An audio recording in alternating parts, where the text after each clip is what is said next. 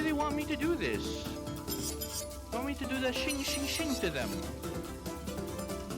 But look at them. They can't fight. They're out of commission. Come on, dude. Have some respect. Hello. I has returned. I guess I'll put you out of your misery. Back. I'm sorry, dude. I can't just let you And have a little bit. thing on me. How about you, dude? And this one looks like he's crying, dude. Aww. Come on, man. I don't want to do this, dude. This is for your own good. Oh, no. Oh, no. There we go. Well, at least he almost got a hit.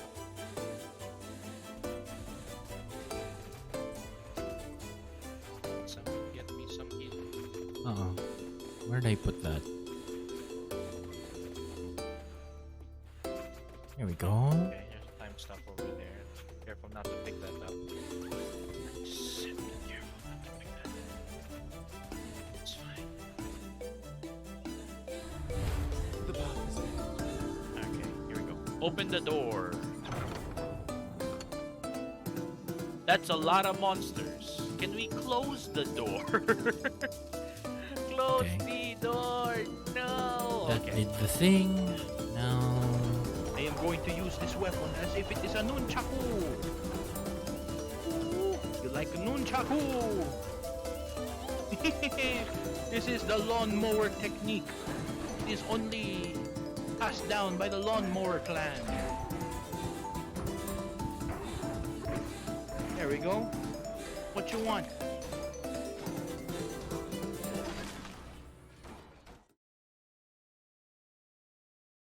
Hello. It is I, Zenibai. We're going to be playing a weird game today. A weird game that I played a long time ago. And it's pretty good. It's pretty good. I like it. I like this game a lot. It has now technically it's a demo, but there's enough content for it to be considered like a full game and such. So we're gonna do that. Alright. So I need to do things first. What are the things I'm gonna do? That is the question, isn't it? Why does my microphone sounds different from normal? Did I I'm not sure. I'm not sure. I think I did not put on the filters on my microphone. Did I? No, I did. Hello. Hello. Okay. Oh, well, this is yeah. Okay, this is a lot better. Maybe my voice just changed. You know, it happens to people. All right. So this game is called Seven Kingdoms: The Princess Problem. And can I full screen this game? Oh my goodness, that's loud. Oh wow, that is loud. Oh.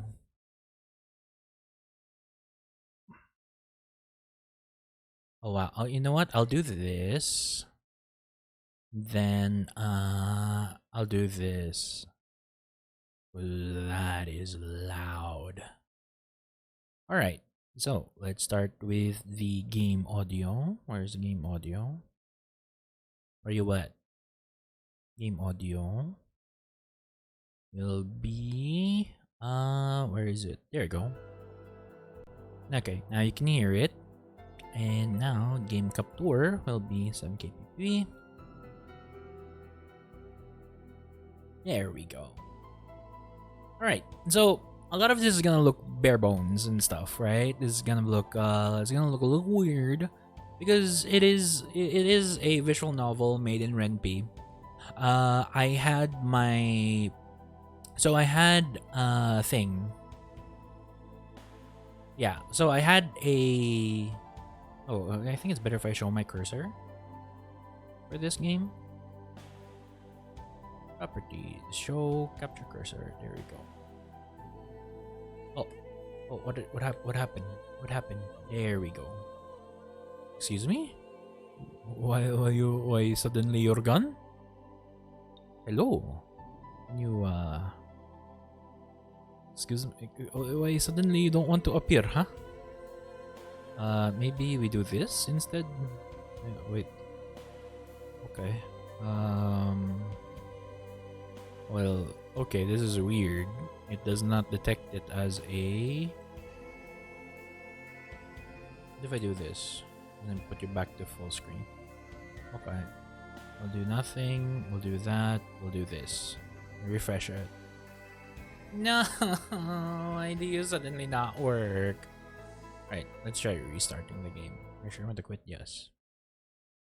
We can do this. We can do this, guys. It's a demo, you know. It was a demo that it's a demo that feels like they're never gonna finish. It's just one of these games, you know. There we go. Okay.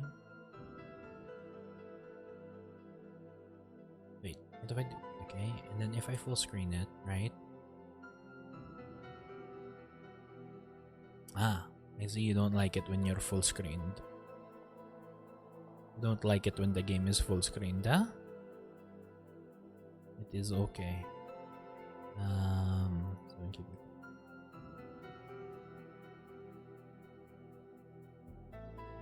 Okay, I guess there's no choice but to play it in windowed mode. Alright, we have no choice. We will play in windowed mode.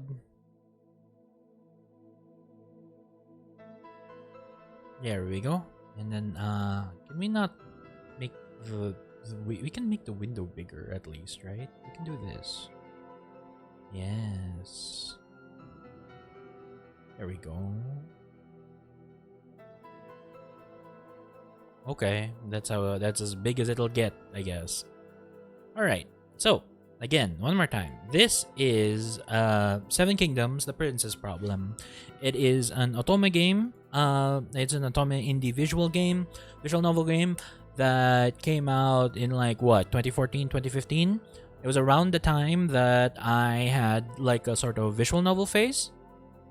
And yeah, so I kind of had a visual novel. In particular, I had a indie visual novel phase. Like, I really liked indie titles that were coming out, and this is one of the ones that came out. Oh right, I wanted to make a tweet because I took the time to make an image and everything.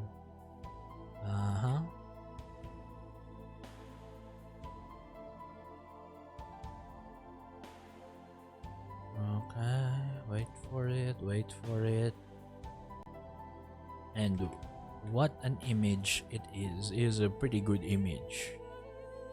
Let me show you how cursed this is. Oh no. No.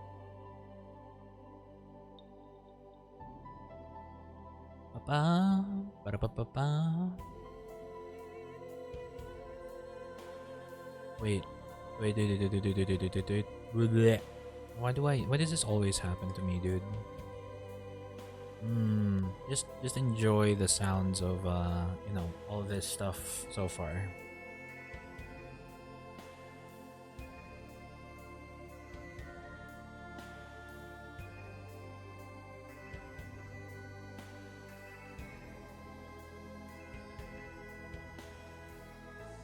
There we go.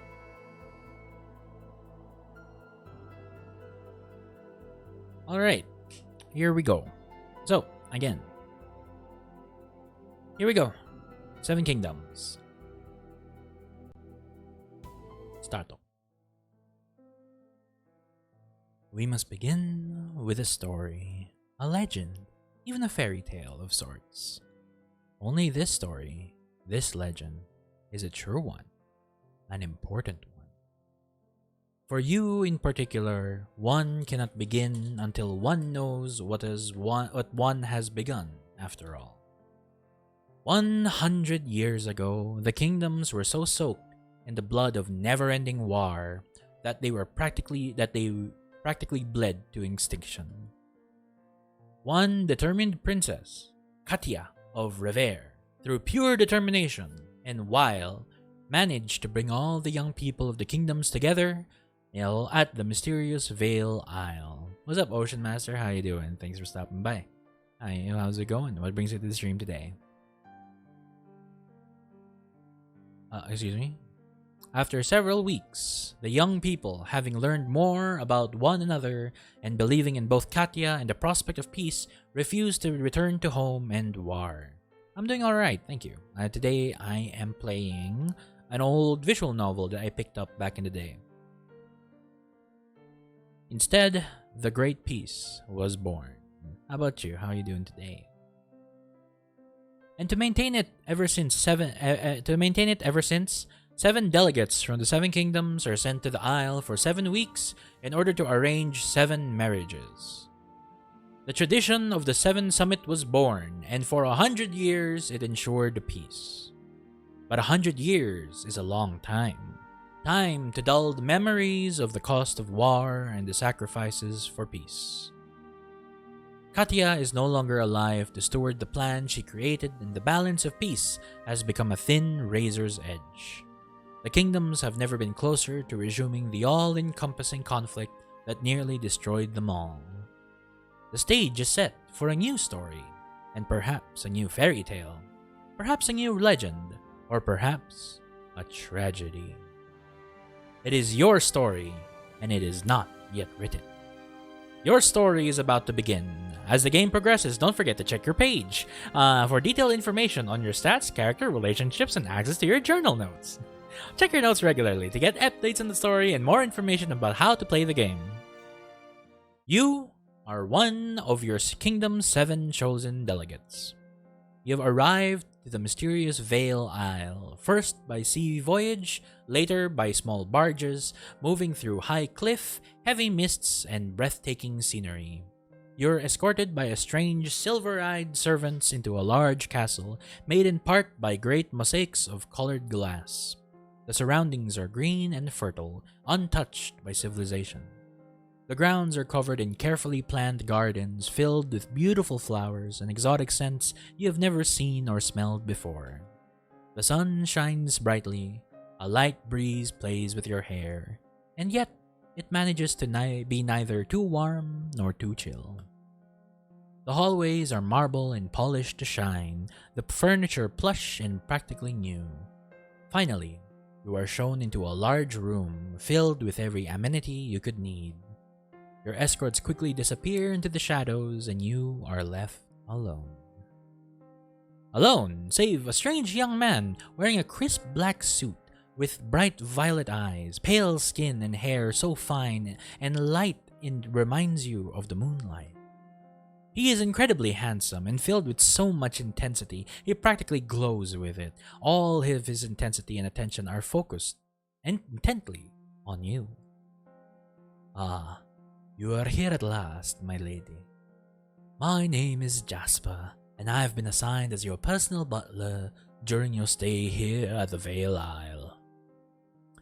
We have a lot to do, but before we get started, I need to ask you a few questions. Remember, I might be the only person here who is solely interested in serving your interests, so it's important that you trust me enough to be completely honest with me. I can't help you reach your ambitions or cover your flaws if I don't know what they are. As one of your nation's representatives, you find yourself suddenly thrust into the center of a dangerous political arena where the line between peace and open war is thinner than ever. Wealth, power, love are all now within your reach. If you are smart, talented, or capable enough to grab them, but with great opportunity follows great danger. You have 7 weeks to make your fate, and perhaps the fate of nations. At the end of weeks of negotiations, balls, and behind closed doors dealings, there are 7 weddings. The idea is to ensure peace, trade, alliances, and prosperity for all the kingdoms. The reality is somewhat different, but isn't it always? Will one of the weddings be yours? Will you even survive long enough to find out? Will you be an actor of fate, or merely one of its victims? It is time now to find out your story. You have the option of playing this game in 2 modes, challenge mode or story mode. In challenge mode, you'll find the game much more difficult and your story may come to an abrupt end. In story mode, both challenges and hosting will be noticeably easier. While you may not succeed in your ultimate goals, you're guaranteed to make it at the end of the summit. Let's do. You know what? It's more fun to do challenge mode. What do you think? Let's at least save. I think. I want to do story mode, but I feel like challenge mode is a lot more fun because we can easily die at any point. Let's do challenge mode. It is no simple coincidence that it is you now, sitting in an opulent bedroom, being asked surprisingly personal questions by an extremely good-looking butler. Your story did not, in fact, begin here. Let's go back to the beginning. When you were born, the people around you could already tell you were special, and not just because your parents thought so either. This is because you were an extremely good-looking baby. Your eyes were unusually intelligent. You all could already bring people under your spell. Your laugh was extremely endearing. I mean, should we go the smart route? The funny route, the charismatic, this is the charismatic route, or the good-looking route. Just good looks. I mean, aren't these two basically the same thing? Am I funny? Or am I smart? Funny? Smart. Funny? Smart. I think I'm more smart than funny. It's no exaggeration to say that you were smarter as an infant than many people manage as adults. Okay, I'm big dumb, don't worry. As a young child, you had the opportunity to sneak away from your nursemaid for an adventure. What did you do? You snuck off to town to watch a local festival celebrations. You snuck into a local bardic hole and took a hand at playing the large drums. You borrowed some money from your mother's dresser and made your way to market day. You were well to behave of sneaking away. You waited at home. Now, large drums, let's go! The bard whose drums you dirtied wasn't too pleased with you, but the other musicians admired your spirit. It wasn't all fun and games. As for every child of superior birth, your youth was filled with studies. As a child, what was your favorite subject? Loved history, political studies, battle tactics, math, sciences, philosophy, enjoyed the pursuit of knowledge for its own sake. You always impressed your tutors with your general passion for all things academia. When you were 10, your carriage was waylaid by bandits. How did you handle yourself? You rallied your guards around you. You attacked them, armed with nothing but your heavy fan. Huh? You figured exactly how little jewelry they would settle for and bribed them to leave you alone. You managed to talk them into turning on one another. Nah, I'm the kind of person to fight. Impressed by your display of pure guts, the bandits let you and your party go. By this point, your natural talents were beginning to show. Which tutor was especially pleased with your natural aptitude? Speech, etiquette. Although you didn't specialize, all your tutors were generally pleased with how quickly you learned. She may not count as a tutor, but your dresser was always thrilled you made her designs look so well. I think in general, intelligence is a wonderful gift all on its own. Some lessons you can only learn outside of the classroom. What things were you learning when no one was watching? Things no proper lady should know. Useful things. Theoretical knowledge is all well and good, but spend time learning things you may actually use. Practical things. People watching can teach you all sorts of interests. Okay. You spend a lot of time with nature. You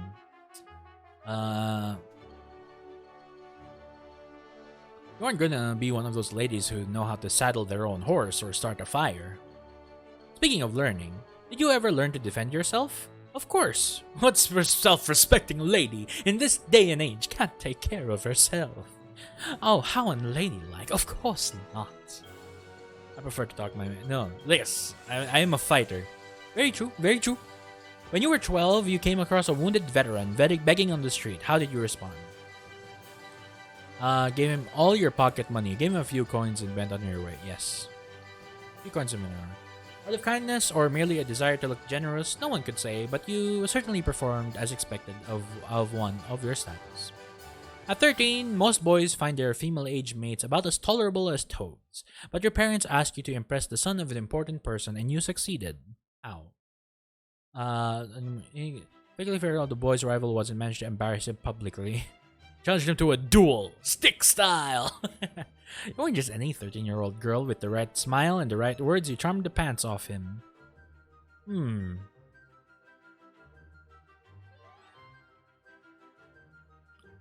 Dual intelligence. Dual intelligence. I think if I was kind of like, okay, I'm sorry, if I was a girl, if I was a girl anyway, like, and then considering, like, you know, boys being boys, eyes. I'm like, how to impress a boy? Fight him. Your guts and bravery won him over. Even your stick fighting skills didn't. Soon after, your lady's maid left your service and get married to a much older gentleman. How did you feel about it? That lecherous old goat had already gotten married 6 times. You thought it was obvious you married him for the money. You were happy for her. It must have been true love. You had no opinion in the matter. Her personal affairs. No. If this is true, then it's just like, no. Not long after your 14th birthday, you were traveling to visit your ailing great aunt.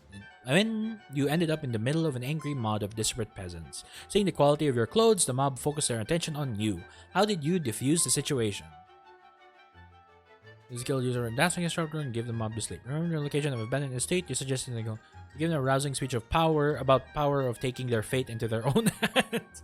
Remain calm, listen to their concerns. Okay. It turns out they just really wanted someone to listen to them. After being heard out, they all went home, slightly shamefaced. When you were 15, your schedule became so filled, your parent insisted you only had time to continue studies with one of your tutors. Which subject did you choose? You're fine with giving up all your tutors. You're kind of concerned with practical things. You can never do. Politics? I feel like a little bit of politics. It's like, it's like I already got academics down, and like I'm a generally smart person, but now it's time that I'm like, you know what, we need to do. Later that year, the most inconvenient thing happened. A stable hand fell in love with you. Now, considering your birth and your future, there was no way you could encourage him. Not to mention your parents would never have it. You had to discourage his affections. How did you do it? Found a likely maiden and encouraged your trusted servants to drop hints about what a good man the stable boy was. You avoided him until he got over his little crush. You told him outright, even if your situations were so different, you weren't interested in him, but wished him best finding someone else. A few tears, or 1,000 later, you were happily stable boy free. Good for you. It's fortunate that you were able to avoid the scandal and any other unwanted entanglements. Otherwise, you would never have made it here where you are now. One of your nation's young representatives at the summit, a soft and pointed clearing in the throat, brings your wandering back on your new butler. That's right. He asked you a question and is waiting on your answers. Your weaknesses. It's unfortunate, but your greatest weakness is... You aren't very charming. You always stumble over your words. It has to be said, you aren't very good looking. You couldn't lead a lemming up a tree. You have the personal charisma of a cold fish. You are so lily-livered, you give flowers a bad name. Elephants are afraid of you. Are afraid you will step on them. You are dumber than a bucket of rocks.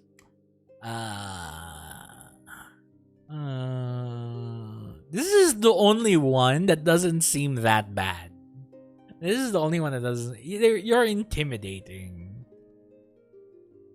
The thing is, like, this is intimidating in a weird way because people are intimidated by me just because I speak English, right? So I'm also thinking, how do I what do you know?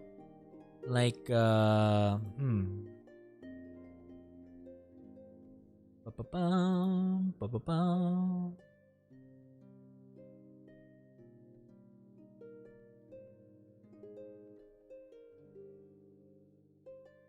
All right, here we go. Well, it's the only one that doesn't seem like... Yeah, it's the only one that doesn't seem like a bad thing, right?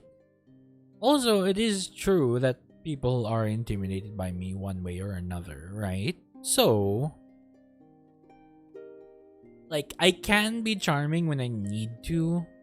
I sometimes stumble over my words. I do kind of like blah, blah. I do that every now and then, right?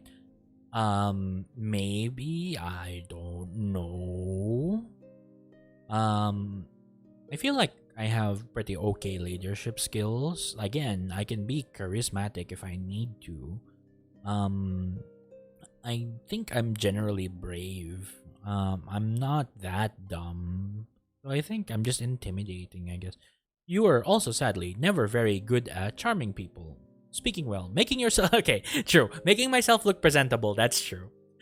Inspiring those around you. drawing people's attention, facing your fears, dancing or moving gracefully. That thinking thing.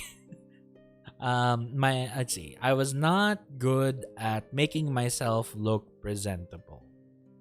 I think this is the true one, right? Because it's like I wear what I'm comfortable with, you know? I wear what I'm comfortable with. It's like, you know, it's like what's the point of looking good if I don't feel good in it, you know? It's that kind of thing. As you confess your weakness to the stoic-faced butler, you find yourself wondering if you can trust him. It's true that every participant is assigned a neutral personal staff upon coming into the aisle. In theory, because their lack of political or national involvement will help protect all the participants. But you have never had to blindly trust unknown servants before, let alone with as much as you're going to need to trust your butler. You might not have no choice. With no relatives or no servants allowed, you don't have anyone else on your side. How do you feel about being forced to come to the aisle essentially alone? You'd have preferred it otherwise, but now that you're here, you'll adapt. To be honest, you're worried. You never had to fend for yourself before. You do better when you have people. Just fine. You're perfectly capable of looking out for yourself without any assistance. Fear not, fair lady, for being chosen is not just downsides. Like strange servants in isolation, indeed, you have been put in a position uniquely suited to being the forefront of international policy and diplomacy, shaping national events, finding a suitable marriage partner, and perhaps even falling in love. If you are capable enough to grasp it, a great deal of power is at your fingertips. Do you care about accumulating power, wealth, or position? You do not have any grand ambitions, but you won't turn it away either. It's far better to be the one in power than the one under someone else's. You are determined to gather what you can. You have no intention of trying to change your fate. You are satisfied with things as they are. You wouldn't turn it away either. I mean, I guess. Power does not always corrupt, and what you do with it matters a great deal. If you succeed in gaining prestige or power, how do you intend to use it? You look out for your own interests and further your ambitions. It's not as if anyone else would do it any different. You don't see any reason why you can't balance serving others and serving. The more power, the more responsibility. You intend to do your best to do what good you can where you can. After your long discussion, Jasper, still showing no reaction that you discern, nods. I see. Very well, my lady. We shall do our best. Just a few more things. First, an introduction. Your butler gives some undetectable signal, and two pretty young girls dressed neatly but plainly, as befitting an upper servant, enter the room and dip into graceful curtsies. Jasper nods at them and turns to you. They are Ria and Zaira, your assigned ladies' maids. Do you introduce yourself or wait for your butler to do it for you? You introduce yourself. Friendly. Hello, you greet warmly. I'm very pleased to meet you. I am... What is your name? I will choose my own, thank you very much. What is your name? My name is Inez. I have decided that my gender-bent name, if ever I need one, is gonna be Inez. It's such a convenient name.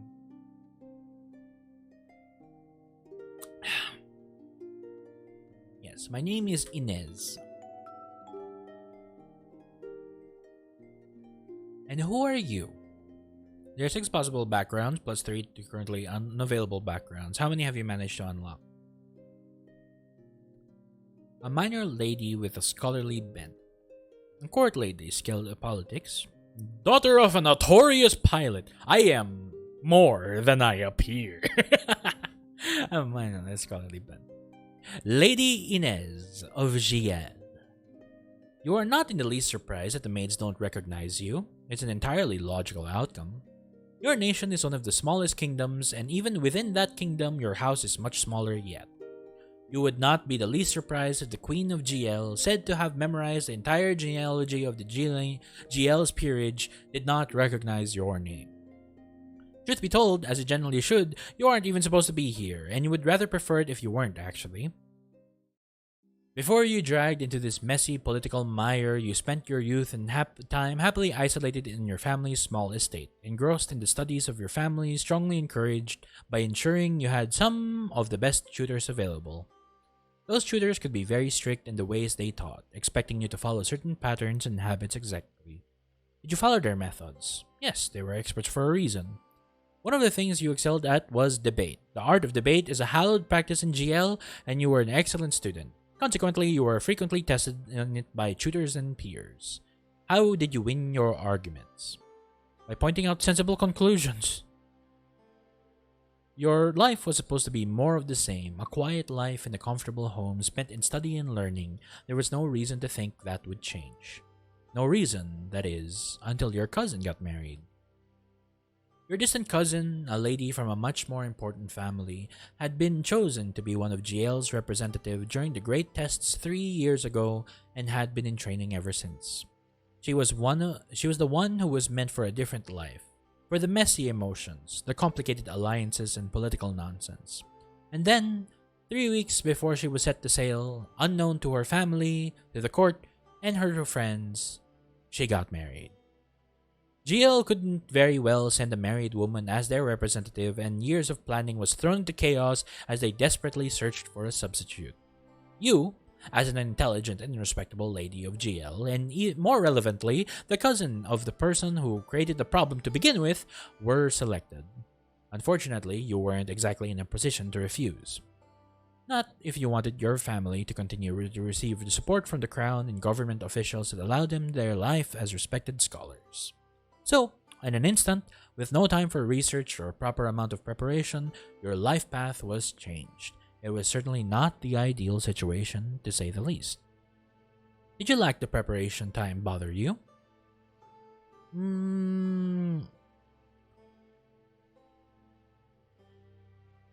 I do my best work. Little preparation. Considering your new position, it would be no surprise if you held a grudge against your cousin. Did you plot and enact revenge? Of course not. The high road is familiar ground and you took it. You had more important things to worry about than revenge in any case. So you found yourself on a ship in a voyage to Vale Isle. Unfortunately, you never read a book or treatise on what you can expect the proper methods of performing well enough to please your kingdom. This calls for a little on-the-spot experimentation. Hopefully, you'll find yourself up to the challenge. Yeah, there we go. But enough of your reminiscing. You are here now, and it is your actions in the present, not the past, that are most important to shaping your future. Sensing your renewed attention, your new maid stepped forward, reminding you that you have to attend to the welcome feast in less than an hour. They have work to do. Ria, the friendlier maid, is short, slightly plump, with a charming smile and bright red hair that makes her stand out from the pale, silver-eyed servants that you've mostly seen thus far. Saira is tall and thin, with pretty dark hair cropped close to her head. Intelligent, but wary, round dark eyes and the skin the color of a walnut bark. Ria urges you to sit down. While she pulls out a silver-handled hairbrush, she gently starts to work on your very short hair. Let's go! Okay. So here's my thing. So I like girls with short hair, right? I like girls with short hair, but if I were gender bent, the way I translate that is like, since it's typical for a guy to have short hair, if I was a girl, even though as a guy I like girls with short hair, I would probably be the type of girl who's like, well, I have long hair because girls typically have long hair. So, shoulder length, maybe not shoulder. Not very long, but long, right? Although I had shoulder length hair before. I have, you know what? Yeah, I have long hair. She smiles at you warmly and compliments you on your another color. My rainbow hair. My rainbow hair. Natural wave. Natural wave. Exactly. With With such pretty hair, I don't think we will have any problem finding a hairstyle that suits you. Ria smiles at you through the mirror as she arranges your hair with quick, elegant fingers. Sarah, bring the kohl stick. We should highlight her eyes. They are such pretty brown hazel, and they contrast so well with her alabaster skin, peaches and cream, sun kissed. Peaches and cream. I'm not super white. Once Ria was satisfied with your hair and makeup, it was Sarah's turn, and she gave you a careful once over, clearly noting your willowy. I don't know what willowy means. Slender, athletic, muscular, soft, round, curvy. Curvy. She nodded thoughtfully and then quickly sorted through the outfits you had brought with you. It quickly became apparent that your style leaned toward the casual. Elegant, casual, functional, elaborate, simple. Casual or simple? Casual. Casual vibes. That's my weakness. Most of your clothes she discarded as fast as she put her hands on them. Until finally she sees something towards the bottom of your trunk and nods. It is an elaborately embroidered silver and gold formal gown. It was designed for making an impression, and you can see why Sarah would have chosen it. If there was ever a night for good first impressions, this is the one. Jasper is banished temporarily from the room and you are laced and squeezed into the gown. Sarah is something of a magician, and as with a few tugs and adjustments, the dress is suddenly much more flattering to your curvy figure. You look quite pretty, if I do say so myself. Jasper knocks and readmits himself to your room impatiently, reminding you and your maids that dinner is starting soon. Ria argues that if you give them more time, they can make you look even prettier. Jasper insists that you look fine, and arriving on time or early is much more important. Ultimately, it is your decision. Leave now in order to arrive early. Jasper immediately escorts you to the maze that make up the Vale Isle Castle hallways, until you stop abruptly in front of a pair of large wooden doors. He nods at you, as if to say that he has accompanied you as far as he can, and everything else is now up to you. You smile easily at Jasper as you fearlessly take hold of the door handles. It's going to take more than a simple feast with strangers, even dangerous ones, to really make you nervous. The Great Hall is a decadent example of the master artistry. High ceilings are seemingly held up by delicate marble arches that are more the sculpture than structure. A great table of shining golden wood sits in the center of the room like a bride ready to be admired as she moves down the aisle. Its settings are elaborate, all gold leaf plates and crystal goblets. Tapestries and paintings from decades of master artisans line the walls, save for the rest of the east wall, which has less wall, more window panels, looking out into the green gardens. The large windows are open, sending fresh breeze and the sweet smell of flowers in to mix with the spice of cooking food, wafting temptingly in through the nearby kitchens. The soft sound of music dances playfully through the large room, but you can spy no musicians to place the source. You aren't the only one who decided to come early. You can already hear the soft din of conversation. It's as if people were chatting before the feast begins, and more of them are arriving every moment. By following Jasper's advice, you now will have more time to get to know the people you will be spending the next 7 weeks with. Could one of them be your future marriage partner, a lover, an enemy? Only time will tell. Save for the 4 chaperones, it seems as if everyone is still clumped loosely in groups based on nationality. Everyone seems suitably distracted. This would be an excellent time to observe the lay of the land, so to speak. Which group do you wish to observe more closely?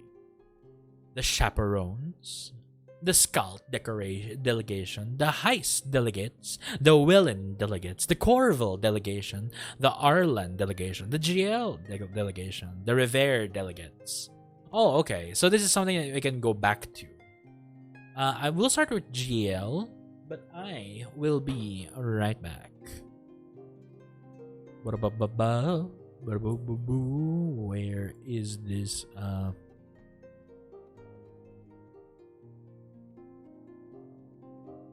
Ba.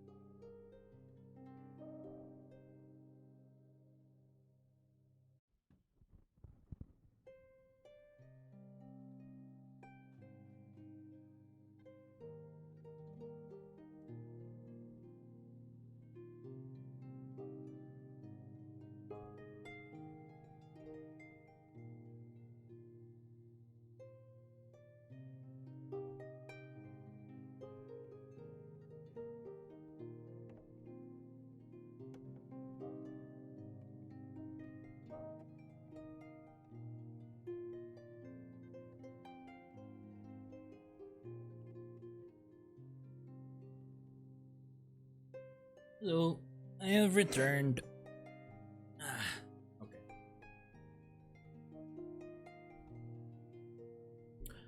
I think the sound can be louder. Alright, here we go. Where were we? Let's start with the GL. And if my hunch is correct, excuse me, there we go. Okay.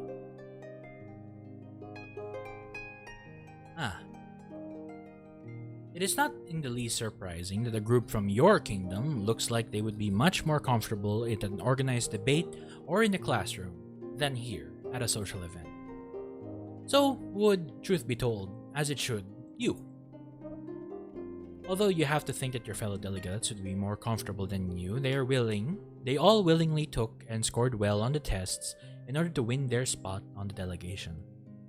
They at least had intent and time for preparation and planning. Even still, their expressions are stiff and their eyes are wary. Of particular note, you take in two people you have yet to meet, but have heard much of. The top two scorers on the test, Duke Leon and Lady Avail. Who do you want to examine closer, Duke Lion? His great height is really the first thing you notice about the Duke, followed by his spectacles, perched carelessly on his nose, encasing intelligent dark eyes. His long black hair is pulled back, judging by the careless way he is dressed, more out of practicality than fashion. Despite the mismatched and thoughtless ways his clothes are worn, they are clearly of good quality and careful construction. The top scorer on the test, the Duke, is famous in GL for his brilliance, although he is also famous for being difficult to impress and cold. This isn't much of a problem in your book, so you are somewhat looking forward to meeting him. Lady Avail might be the most beautiful lady you have ever seen. Silken dark hair hangs in a cascading wave to her waist. Small bells are tied into it, so every small movement results in a quiet symphony. Large brown eyes tilt slightly at the ends and dance as she examines the people in the room. Pale skin so smooth you wonder if she even has pores. Captures the light. In a way, that makes her look like she's glowing from within. Catching your gaze, she smiles at you in a friendly way, which lights up her face. This one, you're going to have to be careful of. Lady Avail, daughter of a famous general and famous scholar, scored second on the great tests. Poets throughout GL mourned, for they preferred to keep such an inspiring beauty close at hand and not married to some other kingdom, but Lady Avail was determined to come. For what purpose, you can only guess. She will certainly be an interesting person to observe. I'm done. The Chaperons. Since the death of Princess Katia, 4 chaperones from rotating kingdoms attend the summit with the young people. Theoretically, they are there to limit the trouble and scandalous behavior that unsupervised young people can get up to, especially ones who have been monitored as closely all their lives as most of the delegates. In actuality, well, you aren't positive, but you have definitely heard of whispers that they maneuver behind the scenes for their own ends or their kingdoms. They aren't people you should be getting in the bad side of, that you know for certain. Oh no, why did I do that? Nah, I'm big dumb. Alright, here we go. Sitting in the strange contraptions that looks like a wire-made chair with large wheels, with her legs positioned with unnatural stillness, the Dowager's Countess says little to her companions. Instead, her attention is focused outwards, where she squints at all the new arrivals. Like you! Give me a moment. I'm just gonna turn off this because it distracts me. As much as I like listening to myself. What is this? Oh, right, okay. What is this, actually? Oh, why is this here? What is this? Why is this just here? Okay, goodbye. No one. Wow, there's another one. There's another one. Oh wow, when did I put that there? Okay, goodbye. All right. Her body is thin and frail, and age has withered her hair. Bright eyes peer over her spectacles, taking in the room. Still, despite her appearance, she had been chosen as chaperone, which meant, without a doubt, there was more to her than met the eye. Whatever rumors you have heard of the people of Ireland, they never mentioned the Dowager Countess. You wish they had, rather than have no idea what she is like, as now. Expensively dressed and elaborately coiffed, Princess Jaslyn might pass as a girl half her age. She is covered in expensive, spicy perfume and has drawn thick, exotic lines over her dark eyelids, furthering her impression of unusual beauty. Princess Jaslyn was famous for hosting lavish parties and flirting shamelessly with everyone who crosses her path. You know, she caused quite a stir during her own stint as a delegate, and as a consequence, developed an international reputation for being a gossip, if nothing else. Although he is no more than average height, the Grand Duke commands attention. It's not just his stately build, but rather the manner in which he holds himself. His dark eyes are brimming with calculating intelligence. His dark hair is shot through with silver, but his maturity only adds to his confident appeal. The Grand Duke is discussing something with the General avidly, seemingly ignoring his charges. The Grand Duke has a strong reputation as a force of will. He is also supposedly a charming and intelligent, but worst of all, ambitious. Of all the chaperones, he might be the one most worth avoiding. General Fallon. The General stands upright, all steel and iron. His expression is stern, his dark eyes are serious. He wears his hair, still dark despite his age, pulled back into a short ponytail. And even though it is a formal event, he wears his scale armor. While he argues with the Grand Duke, his hand clenches as if it were searching to grip the sword that he was not allowed to bring on the Isle. If one has a reputation in GL, the most likely cause is that you are able to back it up. The General has a reputation. He is fierce, determined, and capable. You have never met him, and you aren't certain how you feel now that is inevitably about to change. Who's the Skald? Of all the delegations, the one from Skald definitely stood out the most. Who else would think battle-worn armor was appropriate for a formal banquet? But that is not exactly surprising. Skald was as unlike the other kingdoms as night from day.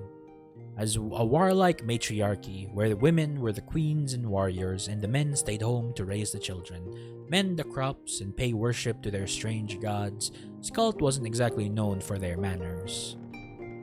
This is your first chance to observe someone from Skald up close. Although they are already strange and stand out, one member of their group stands out much more. A foreboding tattoo etched to the side of her face marks her as a daughter of the Queen of Skald, Princess Anael, who rumor marks as a better fighter than seen in generations, stands, ignoring her party to stare rudely at everyone else. Especially, you notice, the pretty girls. Okay. Am I pretty girl? Am I pretty girl, Anael? Please look at me too. She was small but muscular, with short, dark hair. Let's go! Cropped at her chin, almost unnaturally bright blue eyes and pale skin common among those who live in the frozen north of Skald. Instead of silken finery, she wore ceremonial armor made of metal, leather, and fur that has clearly seen some use. Noticing your perusal, Anael grins at you. Oh, she looked at me! She looked at me! You feel a bit like a rabbit spotted by a hungry wolf and hurriedly looked away. Oh my god, Princess Anael, please, take me. Princess Anael, please. The thing is, when I first played this game, I already finished Princess Anael, but to be fair, it has been like 7 years since I played this game, so you know. The Island of Pirates. That is what most people call the Kingdom of Heist behind their backs, and occasionally the very brave to their faces.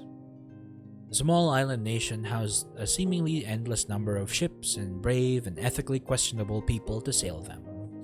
Even more strangely, they have declared themselves all equal in the eye of the sea. Although they do have a leader, they claim he was appointed because of his skill and nothing else.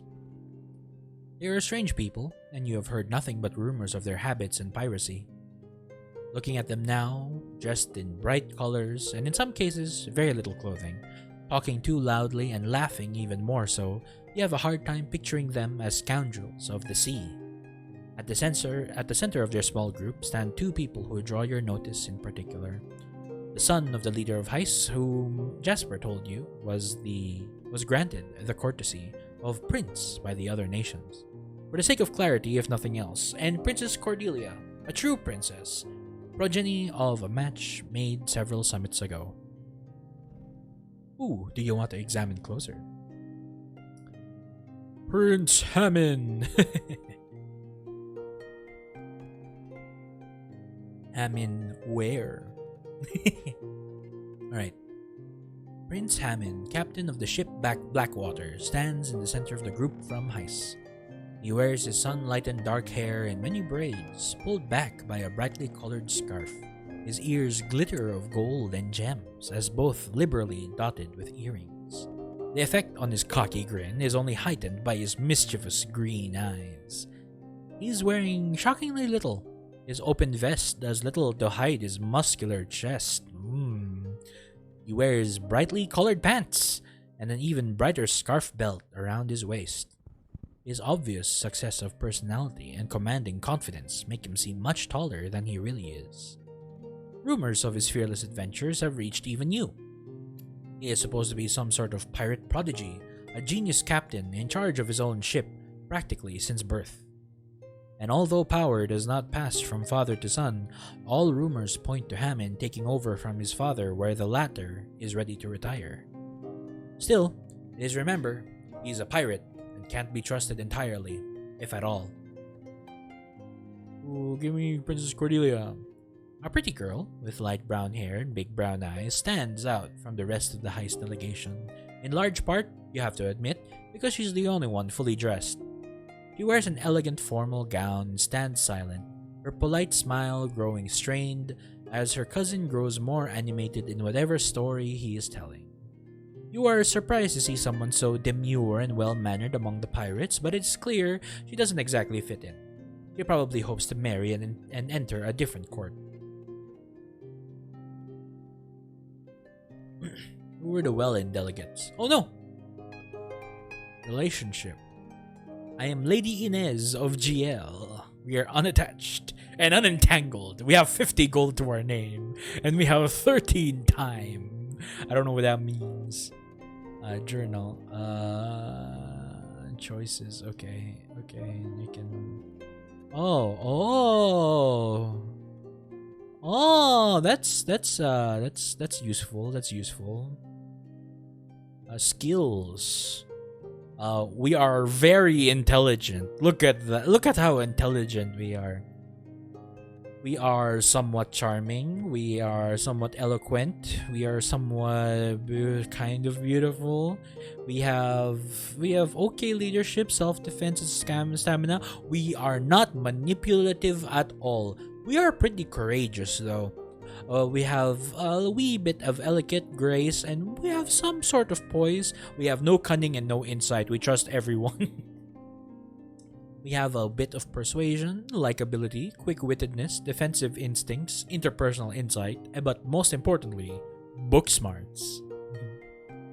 Knowledge. Where is my knowledge? Where is it? I don't see the. Okay, there it is. Knowledge. We are mostly academic. We have some history and politics to our name. We have no street smarts or warfare or people or flora and fauna or secrets. We are in the middle of arrogant and humble. We are more noble than selfish. We are pretty overt than subtle. We are more sensible than imaginative.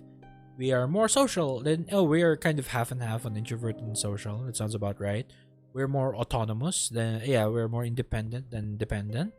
We're half indifferent, half compassionate. We're more logical than emotional. We're more cynical than romantic. We're half and half on unassuming and ambitious. Excuse me. We're more traditional than innovative. What? No, that has to change. We're more spontaneous than methodical. And we're more ethical than moral. Okay. Princess Anael! Princess Anael!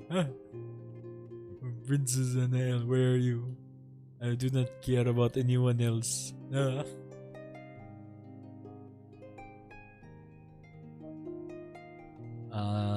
Approval. Oh, we are run by artists and GL scholars. Wow.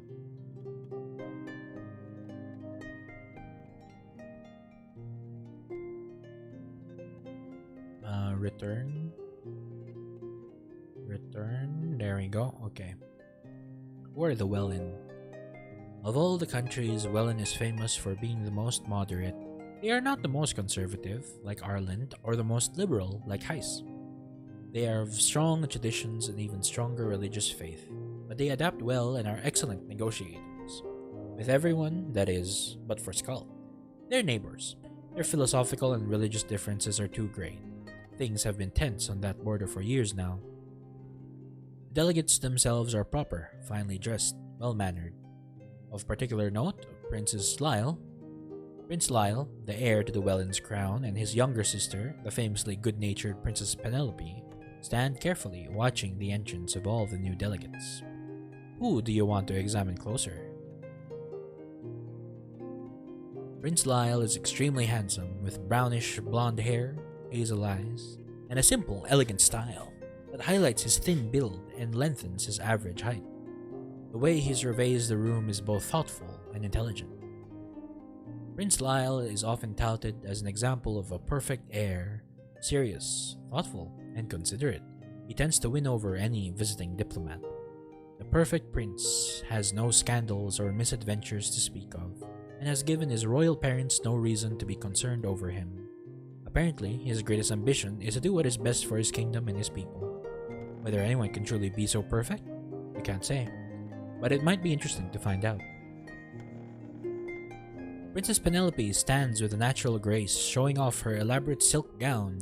She manages to move easily despite the long train that looks awfully inconvenient to you. Like her brother, she is more handsome than pretty, but her face is sweet and her expression kind-natured. She has long, straight, light brown hair, braided decoratively, and she wears a simple coronet. While you are observing her, she starts to comfort a visibly nervous young lady. Princess Penelope has not traveled much, but she does have a reputation as being one of the kindest royals in the Seven Kingdoms.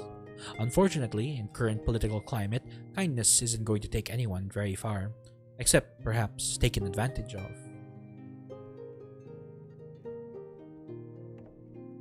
Corval, the land of spices, trading, and most of all, secrets.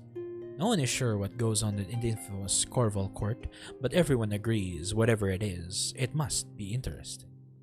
Whispers have reached you of fabulous parties, strange affairs, and the all-powerful emperor, but you have heard nothing substantial. Corval trades with all the kingdoms, but their secrets, their truths, those they keep firmly to themselves. All that you know for sure is that Corval is the richest kingdom and very powerful. Delegates from Corval shine under the candlelight, so covered with jewels and fancy silks are they. Prince Zarad spots you, looking and winks at you. This does not go unnoticed by Lord Blaine, who sends a nasty glare your way. The third prince of Corval is infamous for his womanizing ways, so you don't take it to heart when noting your particular perusal. Prince Zarad gives you a flirtatious look. Despite knowing better, you can feel his dark, big, beguiling eyes pulling you in. The candlelight dances across his honey skin and makes his chestnut hair look like it's streaked with gold.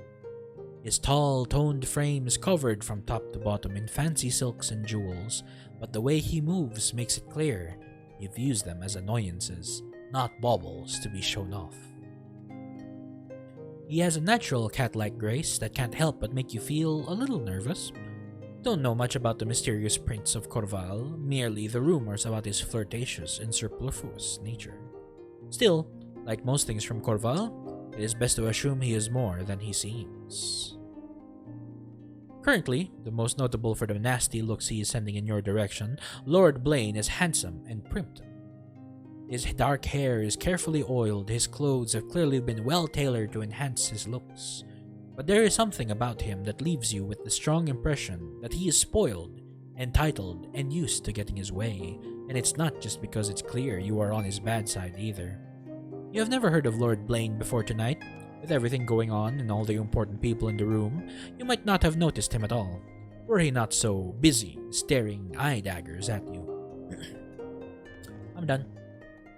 We're the Arlands. Among the other kingdoms, Ireland is famous for two things. First, being the most tradition-bound and rigid country, and second, for marrying off their daughters.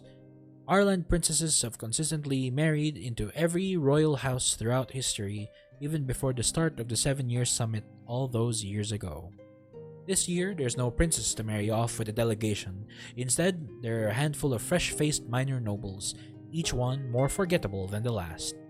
With one exception, Earl Emmett. Observing the room with a large, friendly smile on his face, the Earl leans against the wall. He has friendly features, a stocky build, and is of medium height.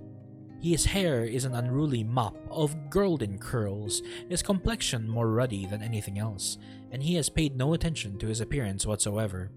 His clothes are so casual and wrinkled, he looks completely out of place among his fancily dressed contemporaries. He seems every bit the friendly, unambitious, good sport that he is rumored to be. Revere was once a land of great conquerors, an advanced, warlike people that built an empire. Later, against all odds, it birthed the Great Peace. Now, it resembles neither. I remember this red-haired guy, he was like my second choice. 20 years ago, the bloody coup changed the face of Revere. A new royal family was instated. The old and all its supporters, the last of Princess Katia's line, were killed. Revere has yet to recover, and international affairs have been taking precedence over international. Still, their delegation is present and hosts some of the most important people in the current Revere politics. Pale and ethereal beauties, Prince Jarod and his sister Princess Gisette survey the room. At the edge of the room, Lord Claremont looks around, wary eyes belying an easy smile.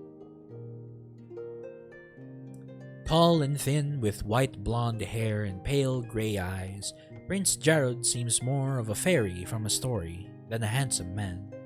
He is dressed in stark black and white and stares about the room with dark intensity.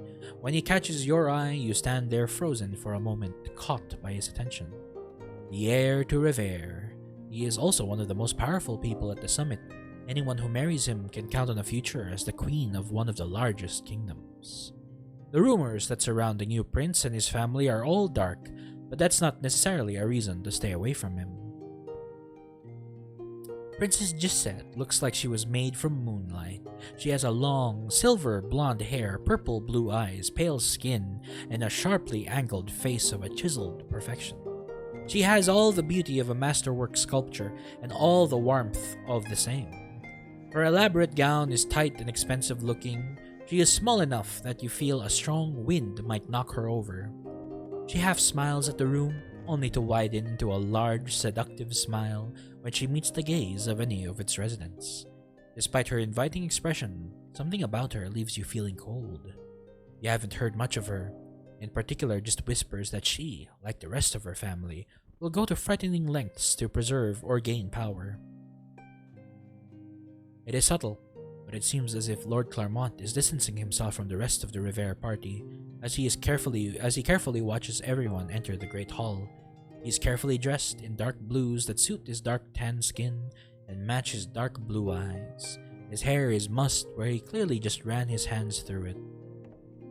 Lord Claremont is tense, whether from the discomfort at first introductions or something else, you aren't sure, but you can practically see the nerves trapped on his overly still muscles.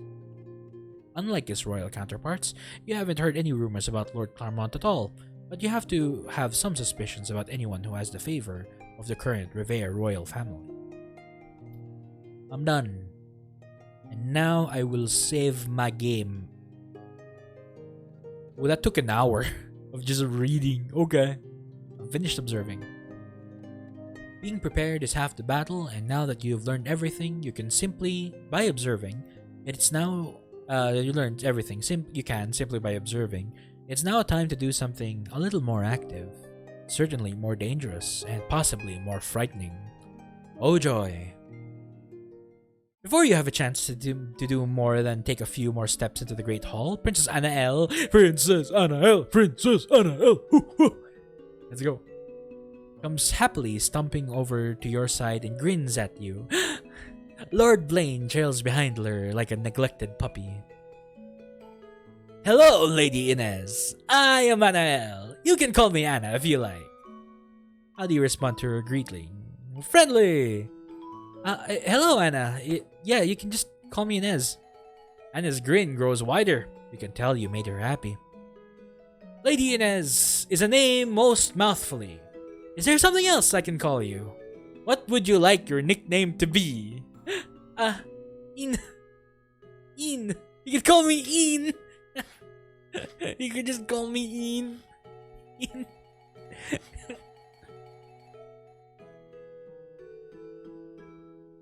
Any. What is this? Any. No. My name is In. You can just call me In. Yes. My nickname is In. You can call me In if you prefer. In it is then.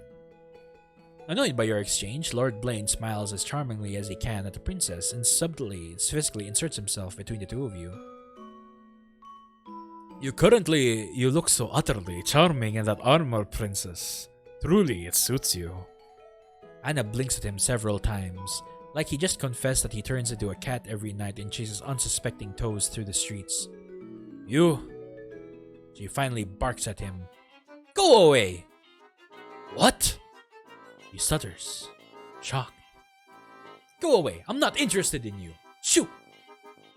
But you are in her! Lord Blaine points at you in a way that is both insulting and accusatory. Yes, I like her. She is pretty and interesting. You are boring and loud, like an angry bee that's stuck flying in little circles. Go away. Finally, sputtering from the outrage, he does, but not before sending you one of the ugliest looks you've ever witnessed. Congratulations. You've made your first enemy. Anna grins at you again. I'm so happy that bzz bzz in our ears is gone. Now, let's talk of more interesting things. Do you know how to fight? No, but I know how to take care of myself if necessary. Anna nods thoughtfully. You have the feeling she would have preferred that if you claimed to be a master fighter, but she doesn't seem entirely displeased with your answer. There's a lull in the conversation. Politeness dictates it is your turn to introduce a topic. So you must have killed a lot of people. How are you liking your stay in the Isle? You must be happy to virtually create your own reputation outside of your mother's shadow. Do you wear armor all the time? I want to say, you must have killed a lot of people. Oh, Anna stares at you, silent surprise, disapproval for a long time. Only people who really annoy me or disappoint me. You have a feeling that last bit was directed at you. It seems you made a mistake, even that the blunt barbarism isn't happy to shrug off. No! No! You don't have endless amounts of time before dinner will be served, and Anna looks like she could happily spend the rest of the evening talking to you. You know, however, that you need to take this opportunity to talk to as many people as you can.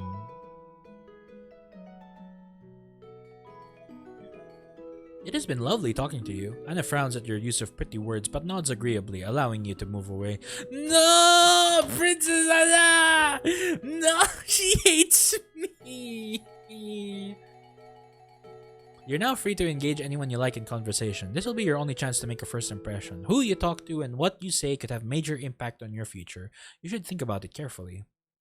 Who would you like to approach? You have time for 13 more conversations. Wow. Honestly, let's try Prince Zarad. No, was it Jaslyn? No, Jaslyn was the... Oh! Oh, no, load game, yes. She looks at you as you ask the stupidest question. Yes? She finally answers, her face is perfectly serious. All the time, when I sleep, when I bathe, when I dance your froofy little dance things. It takes you a minute to realize she was joking. You don't have endless amounts of time. Okay. It's fine. I will stick with my decision, and I just wanted to see what that meant. I thought it was Prince Zarad. You can feel Prince Zarad's dark eyes on you, filled with contained energy. By the time you have reached his side, you aren't quite sure anymore that it was your idea to talk to him. You're half convinced he somehow just willed you there, just by looking at you. Prince Zarad takes your hand into his and bows over it deeply, looking up at you through lidded eyes with a carefully restrained smolder. Lady Inez, I was hoping you would come talk to me. I am positively delighted to meet such a gorgeous and interesting young woman. I hope you will find many opportunities to spend time together. He winks at you, preferably without an audience. Your hand finally released, you curtsy. A pleasure to meet you, Your Highness. The prince smiles at you winningly. I am perfectly convinced, Lady Inez, that there is positively nothing interesting that we will be able to learn about each other if we just sit here talking. Not in public in any case. Polite conversation will be a perfectly wasteful way to spend our limited time together this evening, and I do my very best not to waste time with the lovely ladies that could be spent in much more interesting ways. In complete defiance of all social convention and well-behaved polite chatter of your fellow delegates, the prince sweeps you into a showy bow, holding out his hand to you. Shall we dance, my lady? How do you respond? Charmingly demure.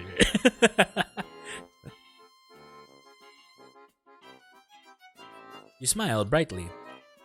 It's a very tempting offer, Your Highness, but I would prefer my first impression at the summit to be for the quality of my conversation, not for the quality of my dancing. We can't all be either flawless or brave enough not to care if we weren't.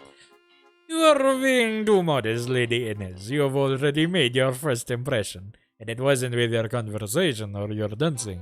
In any case, someone like you will appear to be your best while in movement. He smiles dangerously at you, and before you know it, he's pulled you into a waltz, even despite your protests.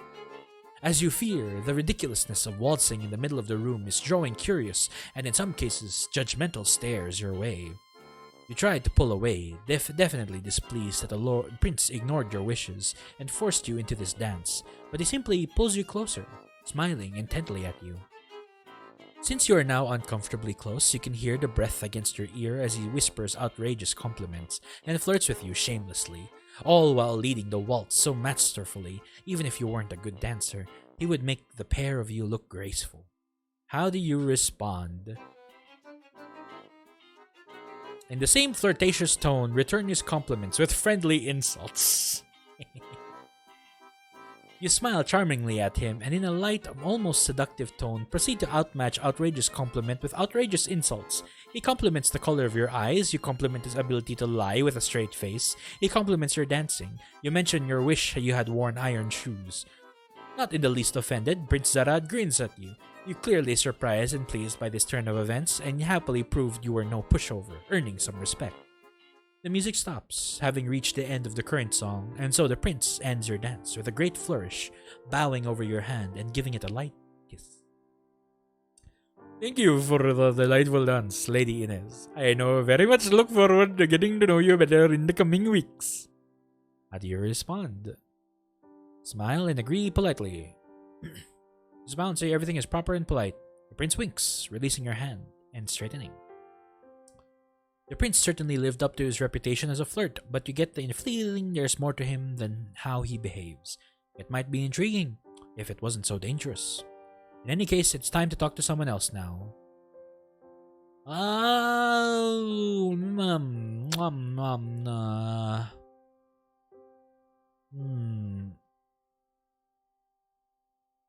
kind of interested in all the Rivere people, actually. Let's start Prince Jared. As you make your approach toward the crowned prince, he gives you a slow, deliberate once-over, his mouth twisted into a sneer. It makes you feel distinctly uncomfortable, which seems to please him. Lady Inez, I'm surprised. You aren't nearly as ugly as I was expecting, especially considering your foreignness. Clearly, a positive first impression was not on Prince Jared's agenda for the evening. He's been shockingly rude. How do you respond? Let's see. By meeting rudeness with rudeness, you snort deliberately. I don't know what they are teaching you in your castle, but it certainly isn't manners or even basic decency, Your Hyacinth. I don't think we will have much to say to one another. This was obviously a mistake. You frown sharply at the prince and turn to leave. Time seems to slow as you take one step away, then another, while the prince considers your retreat icily. But it's soon clear he's taken your response and your actions as a challenge, and he isn't pleased about it. Prince Jared grabs your arm in a grasp so tight, it's painful, as he hisses at you. No one turns their back on me, nor exits a conversation until they have my express permission. What do? Yank your arm free. You angrily twist and yank, pulling your arm free from his iron grip. He stares down at his now empty hand with surprise, but he is not, you can tell, unimpressed with your gumption and strength. You rub your sore arm unhappily, having good reason to give any thought of further conversation with the prince. Serious pause. Do you continue the conversation? No. You have no interest in conversing further with the rude and violent prince. Now unhindered, you leave behind the steaming prince to go talk to someone more pleasant, whether he likes it or not. You have no concern over the opinion of someone whose behavior leads you to hold them in extremely low esteem. Who would you like to approach? The princess slightly raises one perfectly arched eyebrow at your approach, as if surprised at your intention to talk with her. Still, she gives you a perfectly mannered curtsy of greeting. Lady Inez? Having greeted you and received your greetings in return, the princess smiles decisively at you, and for some reason, Although you can't spot any one thing that convinces you your impression is correct, you have the feeling she's sending glacial waves of chill intent at you. I'm sure you're perfectly lovely, Lady Inez, but you must agree our time would be better spent getting to know the people we might, in fact, marry? You respond. It seems perfectly logical to widen your circle of acquaintances. Your future spouse isn't the only person you'll ever talk to again, after all. What does marriage have to do with romance? The corner of the Princess Gisette's mouth raises slightly as she eyes you with some new respect. Fair point, Lady Inez. Very well. You spend a few moments led along a dance of all the proprieties. She inquires into your journey and your health, comments on the weather and the decorations, compliments your outfit. You're beginning to wonder why you fought so hard for this conversation when suddenly, an unexpected question pops sweetly out of Gisette's mouth, regaining your full attention. So, Lady Inez, are you a woman of grand ambitions or of petty ones? Are there such things as petty ambitions or only petty people? Ambitions are like treasure, best in number and better hidden. I don't claim any grand ambitions, only grand company. Forgive me, Princess, but this topic hardly seems appropriate for our first meeting.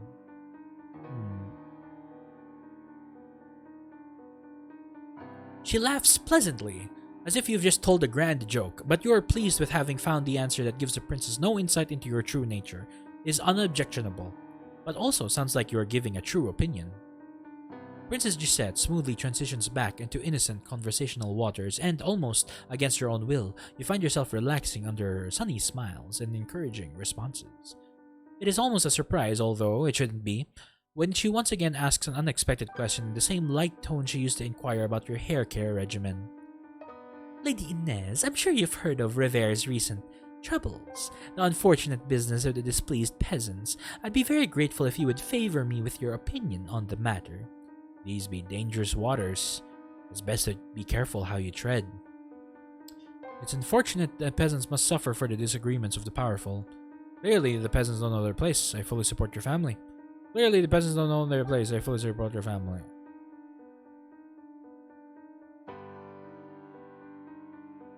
Princess Gisette smiles tightly at you, and you can tell that you have won no friend this day. Indeed, you don't think you could have said anything that would have displeased her more. Still, what you said was right, and in supporting the peasants, you are doing the right thing. That will have to be enough, even in the face of a potential new enemy. After a pointed pause, Princess Gisette finally speaks, her voice still calm and sweet. Of course, we must all feel bad for the suffering of those unfortunates. How generous of you to defend them. She makes a few more harmless remarks on the fashion and the music before politely, but firmly, excusing herself, leaving you with no choice but to talk to someone else. Perhaps that's for the best. The pair of you would likely never see eye to eye. Wow, we can talk to 10 more people. Upon your approach, Lord Claremont sweeps into a deep bow of greeting. Good evening, Lady Inez. You looking forward to the summit? You answer in the affirmative. Because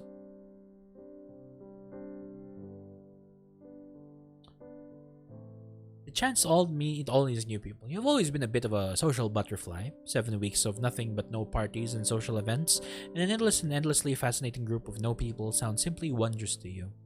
It's only after you've given your answer and followed up your reasons due to his gentle prompting, and you realize Lord Claremont has already gotten far out of you than you originally intended. By his encouraging smile and the interested twinkle in his eyes had you talking before you knew what you were doing. As for myself, I have to confess, I'm not entirely looking forward to our time here. My father's always said I had the social grace of a grumpy cat. I always had too many opinions and was too impulsive for his liking. I'm not entirely sure I'll be able to get through the summit without causing more trouble than I intended. Although admittedly, my anticipation's going up upon meeting you, Lady Inez. Oh, Lord Claremont, please! Before you can respond, the pair of you notice Princess Penelope trapped in a corner by an agitated Prince Jarod. It's clear from her wide-eyed panic and bright color she's extremely uncomfortable with the conversation and the prince's pointed attentions. What do you think, Lady Inez? Shall we go rescue her? What do you think? Yes. Rescue her yourself. How do you intend to rescue her? Physically pull her away. You march right up to where Prince Jared has her trapped, grab her by the arm and pull her away from the prince. Princess, come chat with me! Prince Jared is left staring at the pair of you like particularly surprised fish. You grin and chat briefly with Penelope, who whispers her thanks and soon retreats to freshen out. Your mission a success. You return to the side of Lord Claremont, who smiles at you with appreciation twinkling in his eyes. You, Lady Inez, are quite impressive.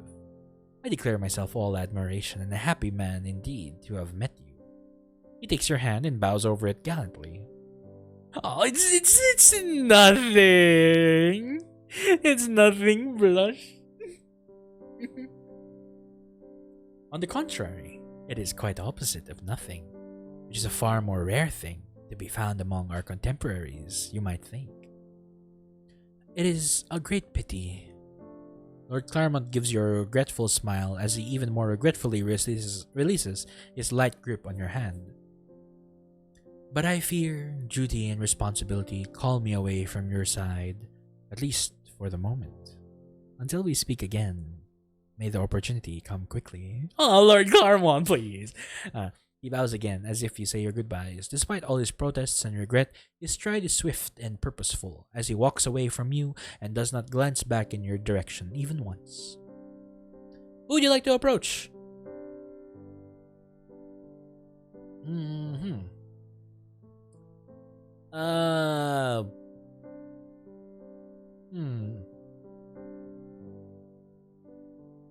Like, maybe Princess Cordelia?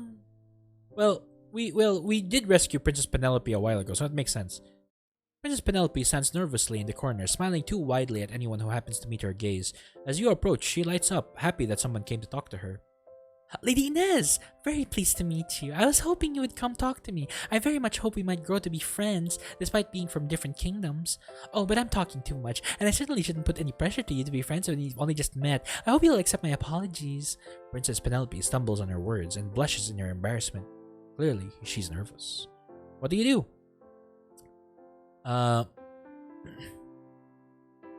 Make her laugh. Well, you say, imperiously, raising your eyebrows in judgment. Clearly, you have failed your duty as a princess. No princess should ever speak. You should go back to the silent damsel school. Bad princess, bad. She stares at you in horror until you relax your face into a grin to make it clear you were joking. She immediately laughs happily. I thought it's just because we weren't funny. She loosens up and gives you a more genuine smile, clearly feeling better. Still, she doesn't say much, probably feeling hesitant that she already talked too much. It's up to you to keep the conversation going. Maybe you should ask her a question. I'm glad you're here. I've heard such good things about you, princess. I have to confess, I'm truly glad that you're here at the summit. Oh, wait, how do we go back? I'm happy that I have at least one person with whom I can talk to and hopefully befriend. Penelope blushes sweetly, clearly happy with the compliment. I'm very happy you're here too, Lady Inez. Despite the fact that the pair of you are getting along well, the conversation quickly dries up into an awkward silence. Having run out of conversation, she smiles self-deprecatingly and tells you she should hurry to go talk to more people. The princess smiles at you as she should go ready to go back into the crowd. I'm really glad we talked. I'm so glad to have made a friend here. I hope we will get the chance to talk again soon. Tell her you are sure you will and will give her a friendly wave before leaving. Who would you like to approach?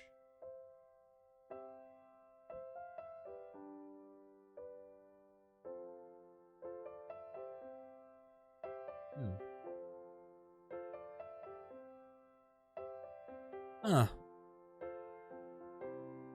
1, 2, 3, 4, 5, 6, 7, 8, 9, 10. So I'm leaving 2 people behind, basically. I'm kind of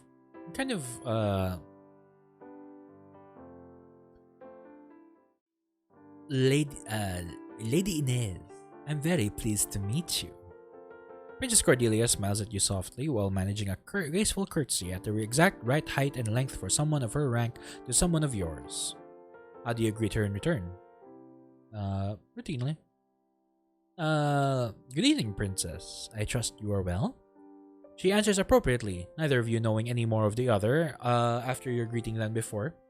The princess speaks some proper pleasantries with less substance and opinion than water has flavor. After a polite interval, there is a pause in the conversation. You gather it is your turn to introduce a topic.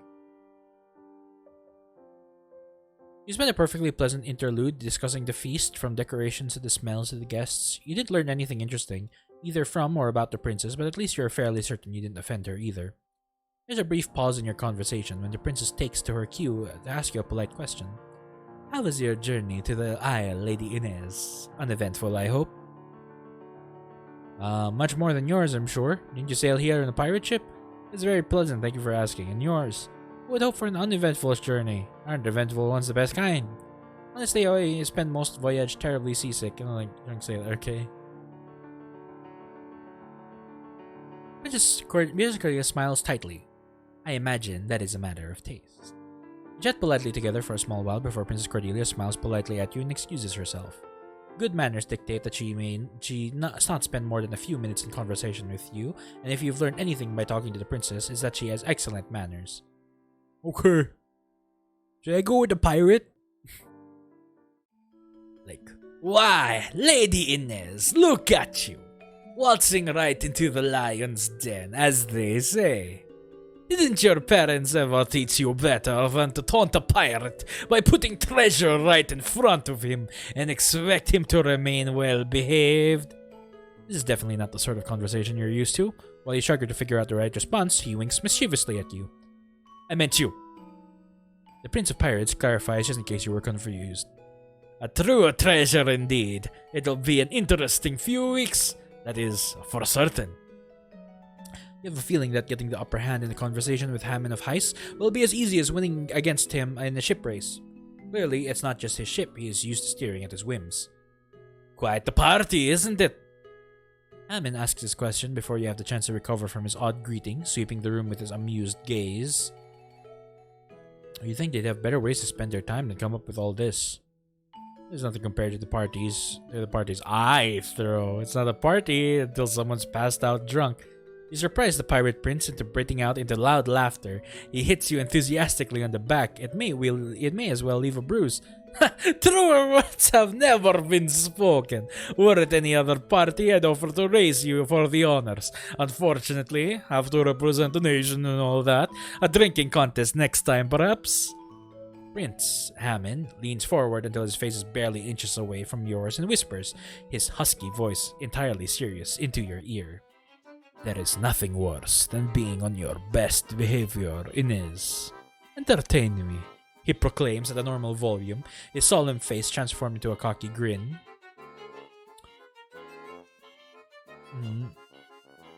Recite his family lineage backwards. Tell a funny story. By the time you finish a story about your nurse, the goat, and the cow in the matter of a small fire, he is nearly blue from laughing so hard. He congratulates you on doing such an admirable job at entertaining him. Hammond leans back and gives you a long, considering look. Best behavior dictates that I don't get to talk to you alone like this anymore tonight. But Lady Inez, you are interesting. It is surprising how few interesting people I meet, especially at things like this. Can't say as if I was expecting to meet any. I'll keep my eye on you, Inez. At the end of this traveling minstrel show, I might just have to kidnap you someday. Make a proper pirate out of you. You'd have to catch me first. What's to say I don't kidnap you first? He laughs delightedly in surprise. Why, Inez, I didn't know you had it in you. How delightful. Please, do attempt to kidnap me. It should be the most delightfully diverting, and if you can succeed, you are clearly made to be my wife. Prince Hammond captures your hand, kisses it lightly. Until we meet again, Glitter. Try not to go around stealing everyone's heart tonight. It would be a shame if I had to go steal them back from you. Then, with another mischievous wink, the pirate is gone, not even giving you the chance to question your new nickname. Who would you like to approach?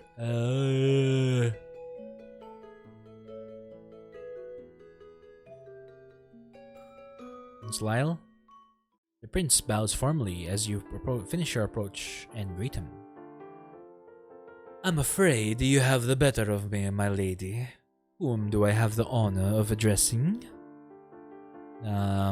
Friendly. I'm Inez of GL. Very happy to meet you. Prince Lyle. I hope we can become friends. Lyle smiles at you, clearly not minding your relative informality. As do I, Lady Inez. With greetings and introductions out of the way, there is a heavy pause of awkward silence. Clearly, it's up to you to introduce a new conversational topic. How's your journey to the Isle, Your Highness? I hope it was not too unpleasant. No, indeed, it was not unpleasant at all. Thank you for asking. And yours? Lovely. You find yourself lulled into a dance of politeness. I'm very glad to hear it. Prince Lyle smiles warmly at you, although you cannot tell how sincere the smile is. Let us discuss something I am interested in learning more about. Alright, I'm gonna be right back. Blah.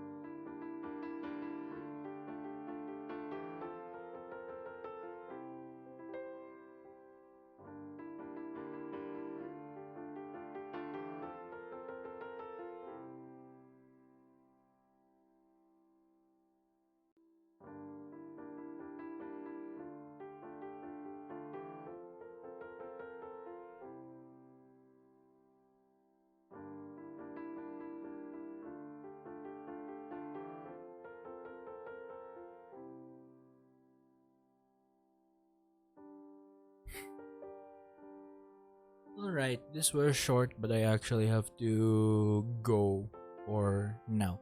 Right. See you in a bit. You can do anything with your mind to believe in me who believes in you. For now, boy.